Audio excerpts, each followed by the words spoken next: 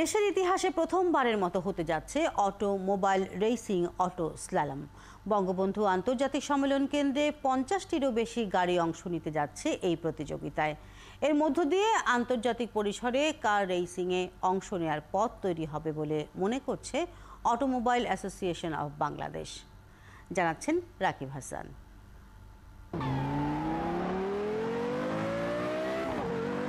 একটি সীমাবদ্ধ জায়গা, আঁকা বাঁকা পথ আর প্রতি মুহূর্তে একের পর এক প্রতিবন্ধকতা। তার মধ্য দিয়েই অভিনব কৌশলে একজন চালক তার যাত্রীবাহী গাড়িটিকে এগিয়ে নিয়ে যাবেন। বিশ্বব্যাপী এমন জনপ্রিয় গাড়ির রেসিংয়ের নাম অটো স্লালম। যেখানে নিয়মিত অটো স্লালমের আন্তর্জাতিক আসর বসছে, সেখানে বাংলাদেশে এই আয়োজন ছিল একদম অপরিচিত। এবার সেটাই পরিচিত করার দায়িত্ব নিল অটোমোবাইল অ্যাসোসিয়েশন অব বাংলাদেশ।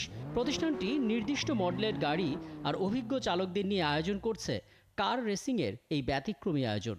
আমরা যেটা শুরু করছি, আমরা গ্রাসরুট লেভেলের মোটর স্পোর্ট থেকে শুরু করছি এবং স্টেপ বাই স্টেপ আমরা হাইস্ট লেভেলে পৌঁছাবো। মোটর স্পোর্টস ট্যুরিজমের একটা সেক্টর আছে।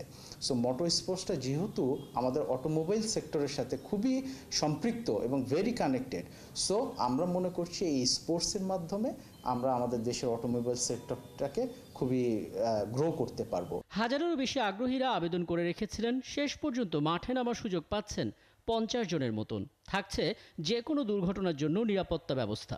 ট্যালেন্ট হান্টের মাধ্যমেই তাদেরকে আমরা যাচাই বাছাই করে নিচ্ছি যে কারা আগ্রহী, কারা করতে চায়। তো সেই কারণেই আমাদের এই ইভেন্টগুলো শুরু করা। আমরা এই ইভেন্টগুলো একেবারেই এফআইআর স্ট্যান্ডার্ড অনুযায়ী করছি, নিরাপত্তা নিশ্চিত করে করছি। সেফটি মেজারের মধ্যে মেডিকেল টিম থাকবে, আমাদের সেফটি মেজারের মধ্যে টায়ার ব্যারিয়ার থাকবে, আমরা কিছু স্যান্ডব্যাগের ব্যবস্থা করছি এবং সবথেকে গুরুত্বপূর্ণ যেটা, মোটর স্পোর্টসকে পরিচালনা করার জন্য কিছু ট্রেনিং প্রাপ্ত যারা দেশের বাইরে থেকেও বেশ কয়েকবার ট্রেনিং করে আসছে, সেই মার্শালগুলো আমাদের সঙ্গে আছে। চলতি মাসের প্রথম দিনেই এই আয়োজনটি হবার কথা থাকলেও বৈরী আবহাওয়ার পূর্বাভাসের কারণে সেটি পেছানো হয়। খুব শিগগিরই প্রতিযোগিতার তারিখ জানানো হবে বলছে automobile association of Bangladesh. Rakib Hasan, একাত্তর, ঢাকা।